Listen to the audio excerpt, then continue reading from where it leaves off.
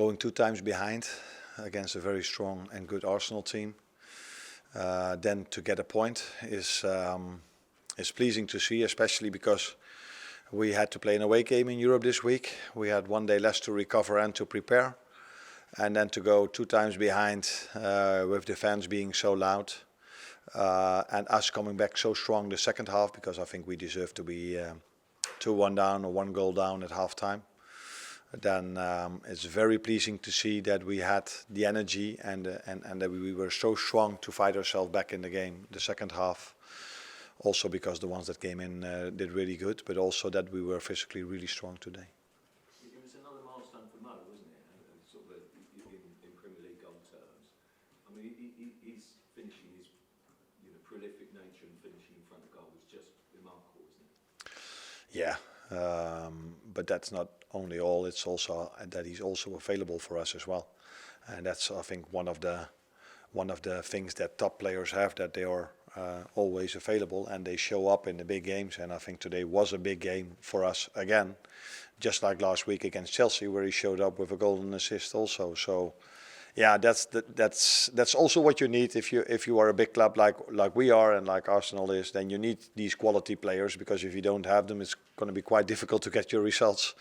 So it's something you need to have as a club, to have these players that can make the difference for you. And Mo was that today offensively, although I think we have to give credits to Darwin and to Trent as well in that goal. But for me, the one that stood out today was, and that's a question.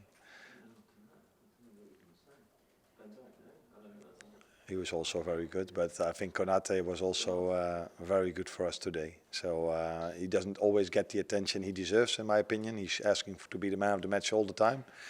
But he's coming closer and closer and closer to achieve that, because I think he had a great performance today as well.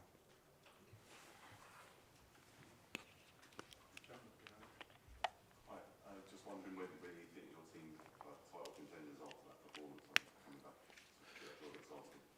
Where we are? Title contenders. Oh.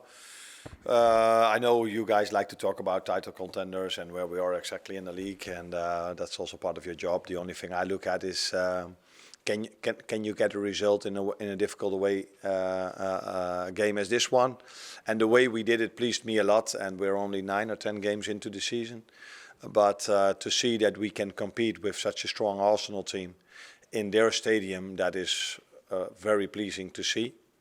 But where that exactly will lead towards the end of the season, I cannot tell you yet. You mentioned Konate, and he's obviously had a bit of a tricky time with injuries during his Liverpool career so far. Obviously this season he's playing 3 games nearly every week. Have you done anything differently to sort of make sure that he's staying fit?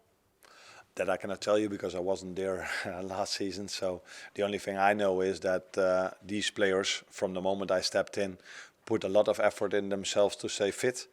And I said it many times, our performance staff and medical staff is one of the best in the world, which is normal if you're in Liverpool, because one of the best clubs in the world.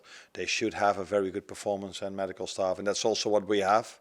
But the main thing is that the players buy into it, because they have to do the work and they have to recover and they have to go into ice bath and all these things we're asking from them to be prepared in the best possible way. And that's till this moment what Ibu has done, and what the program we offer them has maybe helped him a bit as well. But in the end, it's always about the players. They have to do the effort to stay available. James. What do you make of Darwin Núñez's display today? He was able to come very deep first half to get involved, but the fact he played a part in the equaliser, does that show the value of keeping him on, and the fact that he just keeps on going? Yeah. The last thing is also the reason why I keep him on, because if you just keep on going, I see you're fit enough to keep competing. And that compared to Ibu, not compared, but also after speaking about Ibu, that is what almost surprised me, because Darwin hasn't played that much yet. And then to play 3 games in a row with the difficult fixtures we had and away like in Europe, and then to be so fit in the end of the game.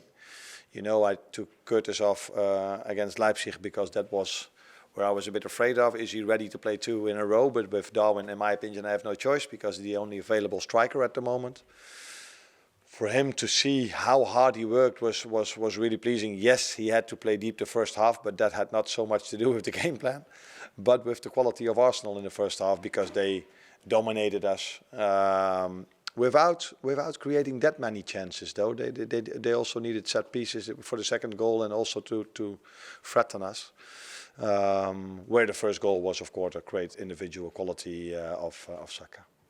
What was the message at that time? Because it was a lot better in the second half. You had to sort of put a lot of pressure in the first half. The thing is, if you face Arsenal with a manager that's working here for 4 or 5 years, and he has done an incredible job over here, because his team can play in so many different setups.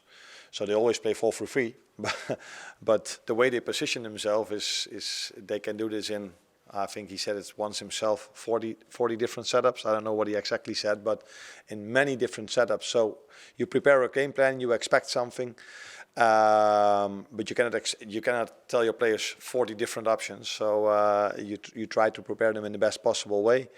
But now they played with a false 9, which they do maybe more often, but they didn't come that many times with a fullback inside, so they did let it go.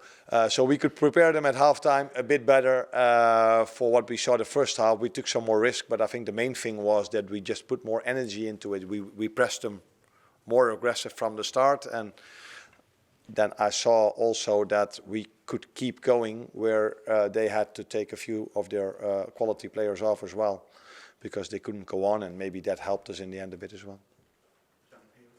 Where last time I said, I just take it over now, but last time I said I completely deserved the yellow card. This time I don't think I did it, because I said after so many times that they were on the floor, which can happen in football, I don't blame them for that, but they always fell down after they had ball possession, and that took the energy out of the game, in my opinion. And I said to Ibu, this is a fucking joke. And the fourth official thought that I said to him, you are a fucking joke. So that's definitely not what I said. But I got a yellow for that, so now I'm on 2. So that I have to be careful now. Sorry? Is there a sense of kind of belief or a growth that the team can take and garner from the circumstances of that performance, going behind twice, but then also coming back? Yeah, but I think you also take belief from winning away at Wolves or winning away at Crystal Palace in the way we did. So you especially if you get a result, you always take the positives from this. And last week we had to defend really hard to take the 2-1 lead, to keep the 2-1 lead.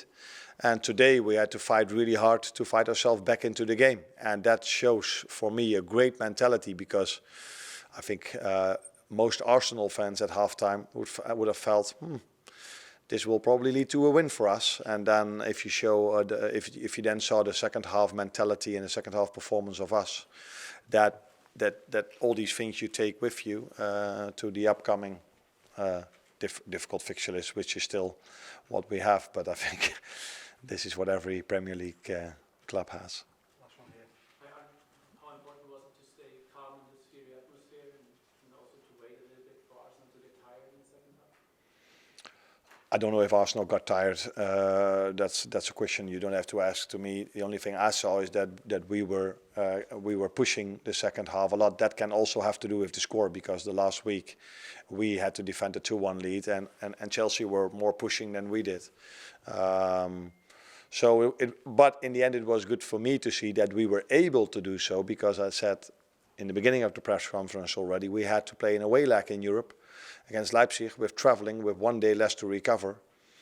So then you're not always sure if you're able to come back into the game, especially because they have the fans, and the fans give you a lot of energy as well. So that's why we all prefer a home game, because the fans can help you in difficult moments, or can help you to get the energy if you are a bit out of energy. And we had our away fans, which were loud as well. So maybe that combination helped us to get the second half performance as we had.